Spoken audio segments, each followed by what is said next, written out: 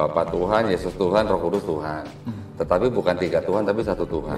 Bapa Maha Kuasa, Yesus Maha Kuasa, Roh Kudus Maha Kuasa. Tapi bukan 3 Maha Kuasa, tapi 1 Maha Kuasa. Begitu kan yang diajarin sama pendeta-pendeta kita dulu kan?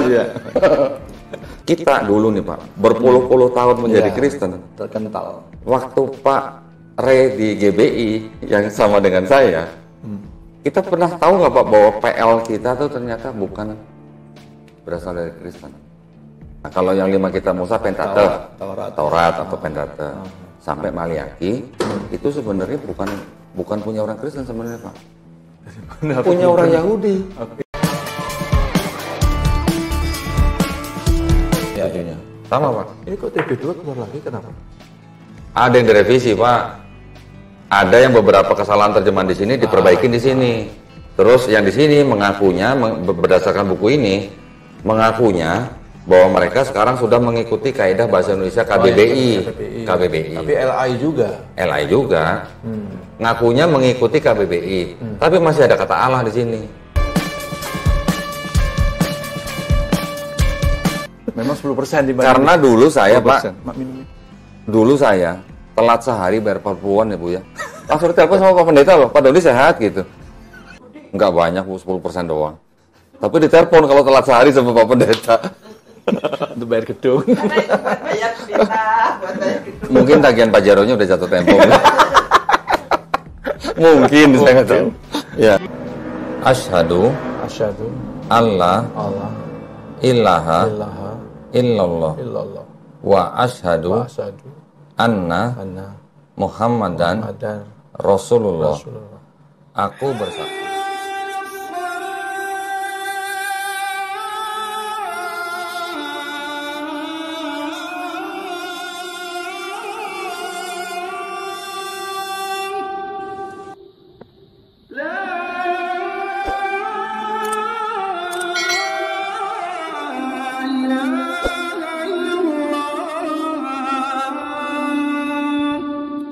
Assalamualaikum warahmatullahi wabarakatuh. Bismillahirrahmanirrahim. Alhamdulillahirrabbilalamin. Asyhadu an la ilaha illallah wa asyhadu anna Muhammadar Rasulullah.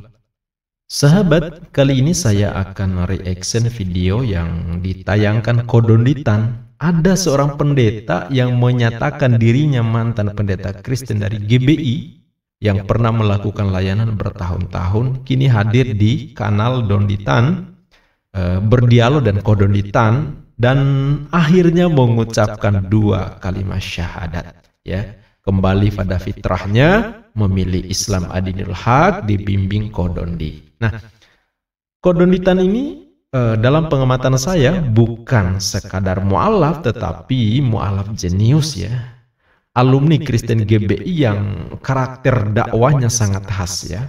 Beliau ini menjelaskan fakta kekristenan dari sumber atau literatur, bahwa kan berbagai versi terjemahan Bible yang dibuat oleh kalangan ahli teologi Kristen itu sendiri. Nah, ini mantapnya. Nah, sedangkan yang mengaku ex-pendeta, sekali lagi mengaku bahwa dulunya pendeta, sekarang sudah ex-pendeta, mantan pendeta. Ini bernama Gino Albert Ray, sarjana ekonomi magister teologi. Nah, ini hadir dan berdialog langsung dengan Kodonditan, langsung membaca sendiri literatur dari Kristen yang menjelaskan fakta ayat-ayat terjemahan Bible dalam berbagai sumber. Dan akhirnya mantap menyatakan siap bersyahadat, menyatakan kebenaran Islam dengan penuh kesadaran tanpa paksaan dari pihak manapun. Nah, ini dia sahabat, video reaction ya. Ini bukan siaran berita tapi reaction. Jadi kalau di sela-sela dialog kami akan sampaikan ulasan tentu sesuai dengan ketentuan yang diatur oleh YouTube, ya. Jadi bagi Anda yang suka protes karena banyak narasi dari Mimin, semoga Anda bisa memaklumi karena yang namanya reaction yang pasti begini gitu, ya.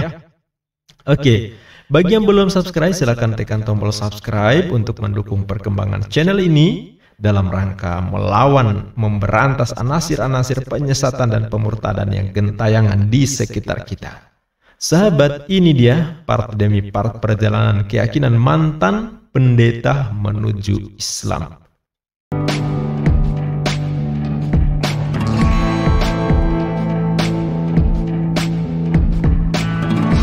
3 pribadi, 1 hakikat. Bapak yang pintar. Bapak yang pintar. Santai. Ibu di sini boleh, ibu di sini boleh. Bapak yang lebih pintar. 3 pribadi, 1 hakikat. 3 pribadi, 1 hakikat. Ya, 3 pribadi yang terpisah, tetapi sama-sama semuanya Tuhan. Bapak Tuhan, Yesus Tuhan, Roh Kudus Tuhan. Tetapi bukan 3 Tuhan, tapi 1 Tuhan. Bapak Maha Kuasa, Yesus Maha Kuasa, Roh Kudus Maha Kuasa. Tapi bukan 3 Maha Kuasa, tapi 1 Maha Kuasa. Begitu kan yang diajarin sama pendeta-pendeta kita dulu kan?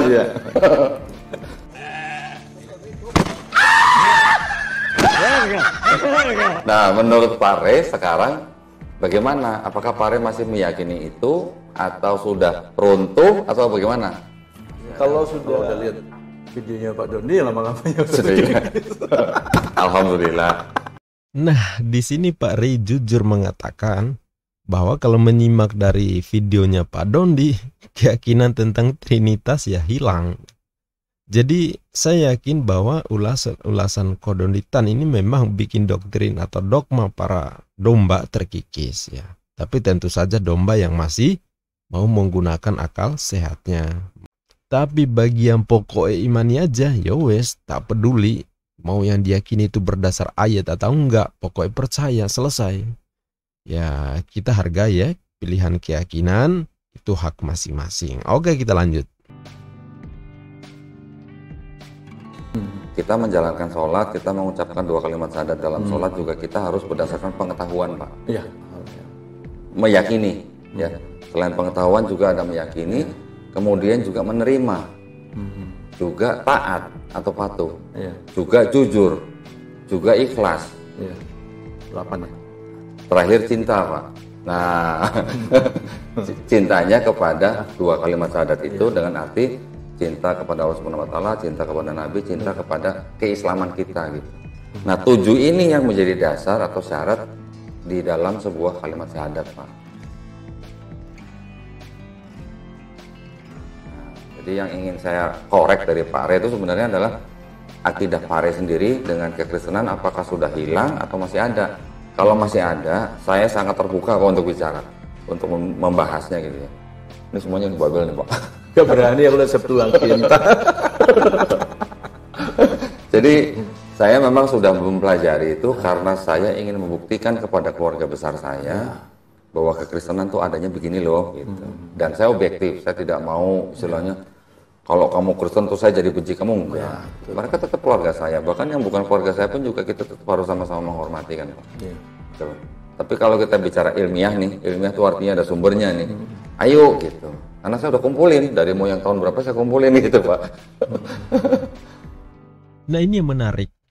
Kelebihan dari dakwah ala Kodondi ini, beliau punya berbagai versi terjemahan Bible yang kuno sampai yang modern, lengkap dengan catatan tentang revisi, perubahan, penyesuaian, terus catatan dari penyalin yang kemudian belakangan malah masuk jadi ayat, perubahan redaksi dan lain-lain.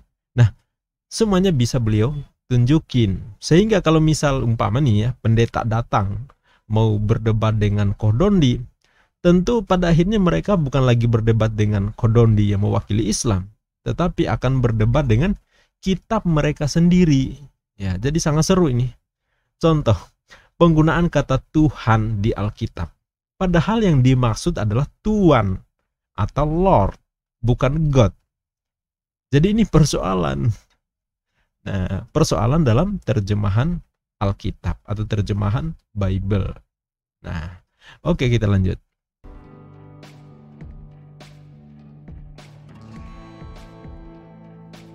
Pak Re masih percaya gitu dosanya bisa ditebus sama manusia gitu? Kira-kira Pak gitu. Kira-kira gitu. Kita dulu nih Pak, berpuluh-puluh tahun menjadi Kristen. Terkental. Waktu Pak Re di GBI yang sama dengan saya, kita pernah tahu nggak Pak bahwa PL kita tuh ternyata bukan berasal dari Kristen. Nah, kalau yang 5 kitab Musa, Pentateuch, Taurat atau Pentateuch, sampai Maliaki, itu sebenarnya bukan punya orang Kristen sebenarnya Pak. Punya orang Yahudi. Iya, kalau itu ya. Ya. Very carefully. And that is, the Jewish Bible Tanakh can be the Word of God. and the New Testament could be false. That's just the way it is. It cannot be that the Christian Bible is true and the Jewish scriptures are false. That can't be. No Christian would disagree with what I just said unless you happen to be Marcion.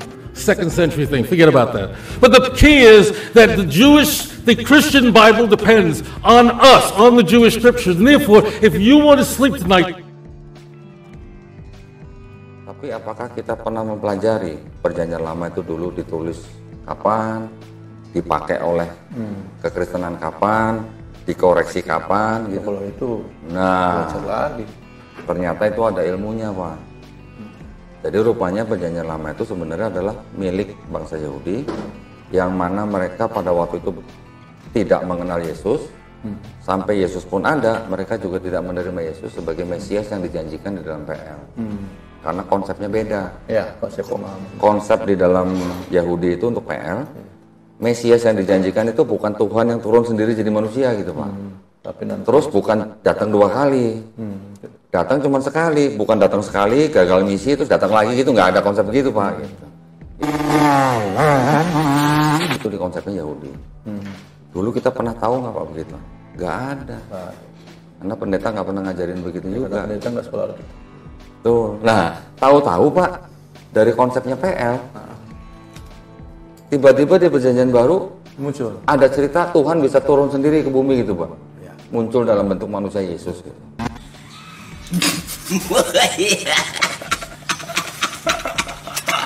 Terus kemudian mati untuk menebus dosa manusia gitu. Konsep itu kan nggak ada di PL. Konsep di PL kan kalau satu orang, satu manusia, satu bangsa berdosa, dia kalau bertobat diampunin gitu. Kalau perlu sudah dikasih perjanjian baru lagi, tetap gitu. Maksudnya gitu konsepnya. Tapi kalau di perjanjian baru kan konsepnya jauh berbeda. Yang di sini, you mau berdosa nggak berdosa, pokoknya asal terima Yesus sebagai Tuhan dan Juru Selamat, selamat gitu. Kalau yang di perjanjian lama, harus. tidak ada yang namanya anak menanggung dosa bapaknya, bapak menanggung dosa anaknya. Kalau berdosa itu yang mati gitu. Nah, masalahnya konsep yang di PL ini diadopsi, Pak, sama Kristen, Pak. Konsep domba Allah yang ada di PL ditujukan atau diatributkan ke Yesus. Padahal domba Allah yang di PL itu konotasinya memang hewan atau binatang gitu.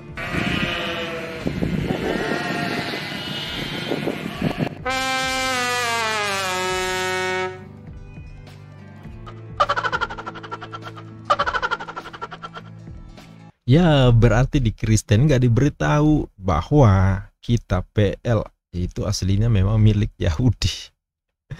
Kemudian diambil masuk Bible, dijadikan kitab Kristen. Nah, namun tafsirnya tentu disesuaikan dengan doktrin Allah Kristen. Makanya jangan heran kalau kita simak pihak Yahudi menjelaskan ayat perjanjian lama, tentu berbeda dengan yang dijelaskan pihak Kristen. Makanya itu juga sering terjadi perdebatan di dunia maya antara pihak Kristen dan pihak Yahudi, padahal menggunakan kitab yang sama, hanya saja cara menafsirnya berbeda. Itu problemnya. Nah, Yahudi dalam memahami adanya Tuhan misalnya, sama seperti Muslim, mustahil mengimani Tuhan itu inkarnasi dalam rupa manusia, apalagi lahir lewat kelamin manusia. Sama sekali Yahudi sama Islam mengingkari adanya itu, ya. Terlalu aneh kalau Tuhan yang maha kuasa, yang maha segalanya, yang maha mulia, maha agung kok bisa seperti itu, sama seperti makhluk gitu ya. Sedangkan Kristen mengimani itu, bahkan mengklaim ayat perjanjian lama yang notabene-nya milik Yahudi ada nubuat kelahiran Mesias sang juru selamat, inkarnasi Tuhan itu sendiri lahir dari perawan. Ya. Kemudian mati untuk menebus dosa lalu bangkit pada hari ketiga. Nah, begitu doktrin kekristenan. Nah, sedangkan Yahudi nggak memiliki doktrin seperti itu, walaupun kitab PL itu dari Yahudi, walaupun Yesus adalah orang Yahudi, nggak memiliki doktrin seperti itu. Sangat berbeda dengan doktrin kekristenan. Nah, ini jadi persoalan antara Yahudi dan Kristen sampai sekarang. Nah, oke, kita lanjut. Memang 10% dibanding. Karena dulu saya, Pak, Dulu saya telat sehari bayar 40-an ya Bu ya. Langsung ditelepon sama Pak Pendeta loh, Pak Dodi sehat gitu. Perpuluhan Bu. Bulanan. Kalau Perpuluhan tuh kayak zakat bulanan gitu lah. Kalau di Zakat mal kita gitu lah. 2,5% setahun. Kalau di Ya. Islam. Kalau di kita tuh kita kenal dengan zakat profesi Bu. Zakat profesi. 10%. Enggak banyak Bu, 10% doang. Tapi ditelepon kalau telat sehari sama Pak Pendeta. Untuk bayar gedung. Mungkin tagihan Pajaronya udah jatuh tempo. Mungkin, saya nggak tahu. Ya.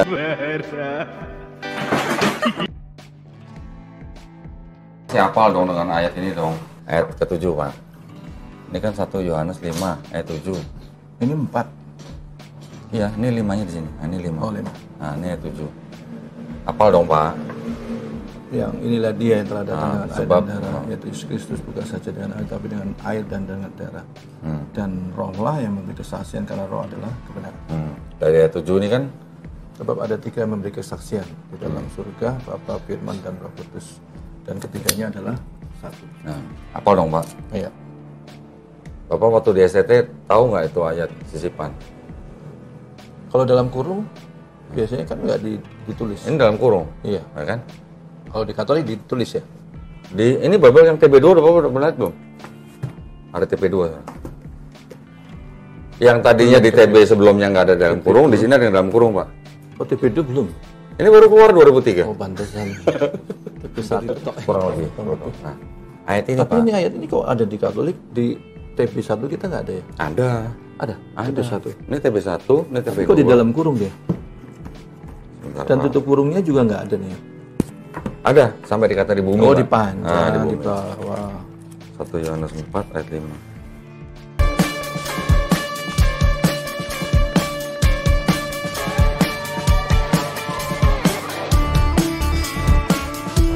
Ya, Tujuhnya. Sama Pak. Ini kok TB2 keluar lagi, kenapa? Ada yang direvisi Pak. Ada yang beberapa kesalahan terjemahan di sini diperbaikin di sini. Terus yang di sini mengakunya berdasarkan buku ini mengakunya bahwa mereka sekarang sudah mengikuti kaidah bahasa Indonesia KBBI. KBBI. Tapi LI juga. LI juga ngakunya mengikuti KBBI. Tapi masih ada kata Allah di sini.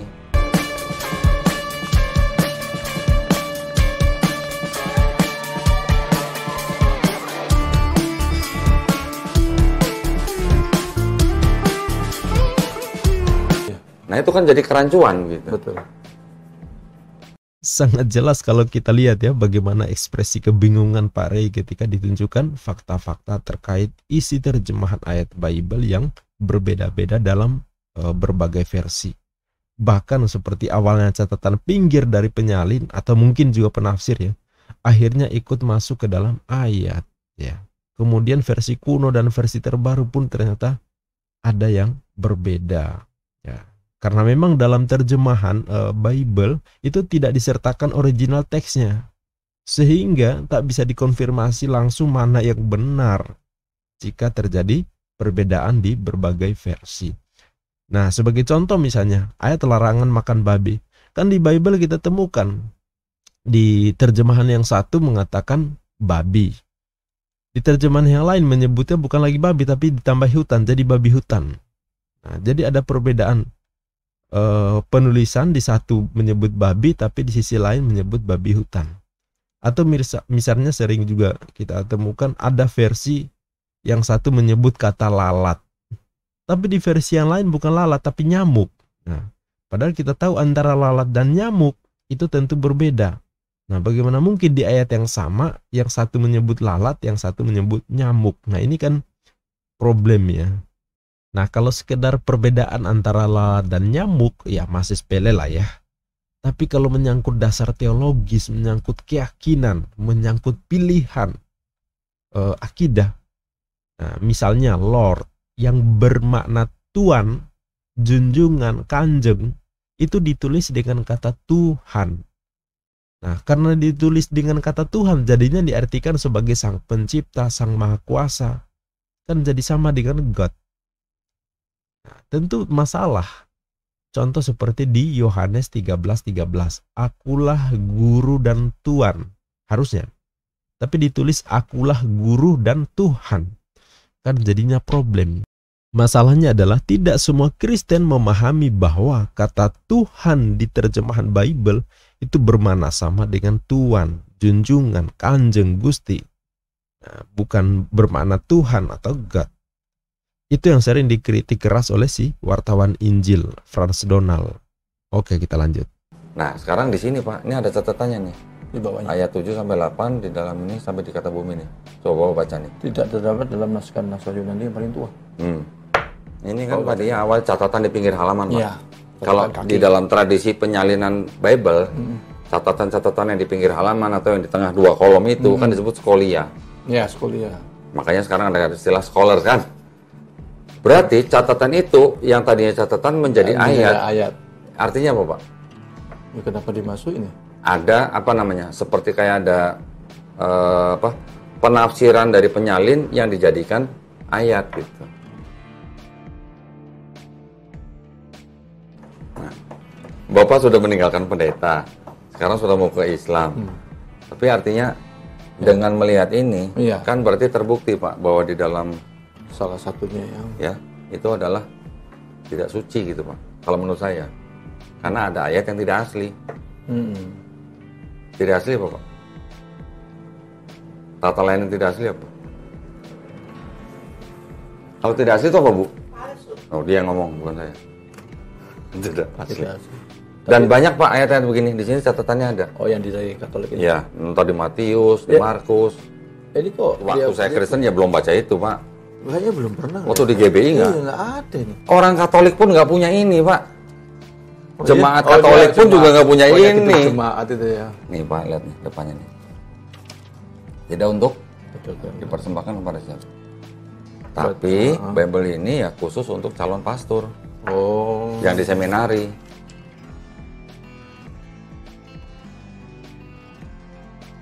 Gitu.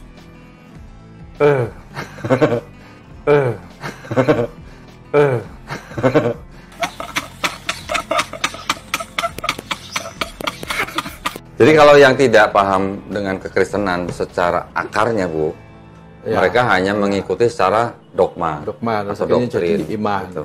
Jadi iman. Makanya kita sering mendengar kalau orang Kristen bilangnya apa? Imani saja. Gitu. Iya. Percaya saja. Mereka nggak tahu yang seperti ini. Apalagi the five gospel lagi. Nah, five gospel itu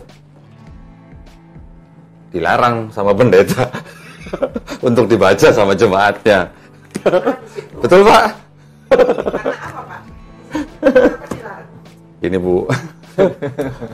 Ini mohon maaf ya buat mantan pendeta ya. Di sini Bu, ini ditelaah, juga diperiksa sampai ke manuskrip awalnya, juga sampai ke sejarah penulisannya, ya, siapa yang menulis segala macam. Akhirnya diketemukan atau dipercayailah bahwa yang disebut dengan perkataan Yesus di Bible ini itu ternyata cuma 18%, Bu. Nah, 18%.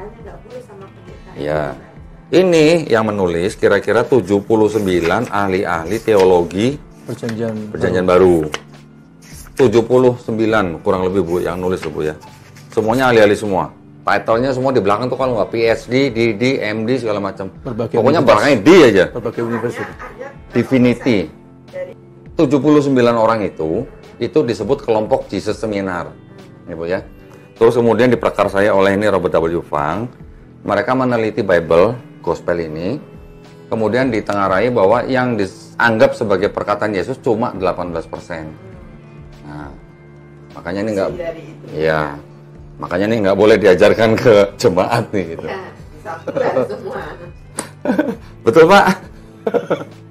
Jangan-jangan Bapak udah baca sebenarnya.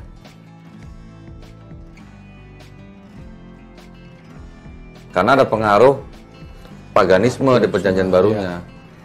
Waktu Barnabas sama Paulus menyembuhkan orang di kolam gitu ceritanya gitu. Mereka disebut apa? Barnabas disebut sebagai Zeus, Paulus disebut sebagai Hermes. Berarti itu kan pengaruh paganisme. Orang-orang di sekitar mereka tuh masih kental dengan kepercayaan paganisme. Jadi Perjanjian Baru itu sebenarnya memang berasal daripada konsep paganisme, Bu. mereka percaya Tuhan bisa turun jadi manusia gitu, mati, terus kemudian hari ketiga bangkit menjadi Tuhan. Ternyata konsep penebusan dosa, Tuhan inkarnasi dalam rupa manusia, lalu mati dan bangkit pada hari ketiga, itu udah ada di ajaran paganisme sejak lama. Dan coba kita lihat bagaimana Kodonditan ini membuktikan bahwa doktrin seperti itu sudah ada jauh sebelum adanya kekristenan. Coba kita simak. Jadi sebelum ada Kristen, Pak, itu sebenarnya ratusan tahun, ribuan tahun sebelum itu sudah ada Kristen, sebelum Kristen. Ini Bu, 16 juru selamat yang disalib sebelum Kristus, sebelum Yesus. Konsepnya sama semua. Konsepnya sama. Jadi kekristenan ini Sebelum Kristus itu sudah ada 12. iya, yang konsepnya sama. Dianggap juru selamat dengan cara mati, 3 hari kemudian bangkit gitu. Dianggap juru selamat.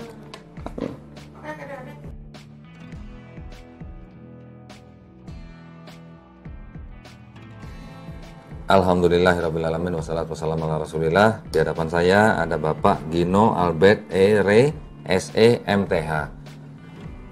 Ngeri ya. Selamat sore Pak Rey ya, sama panggilnya ya. Iya, Rey. Nah, di hadapan saya sekarang Pak Rey menyatakan ingin memeluk agama Islam. Nah, ini KTP-nya beragama Kristen ya Pak ya? Bapak mantan pendeta selama kurang lebih berapa tahun Pak? 10 tahun ya. Baik, nah pada hari ini Pak Rey menyatakan diri untuk masuk ke dalam agama Islam. Sebelumnya saya ingin bertanya kepada Pak Rey ya.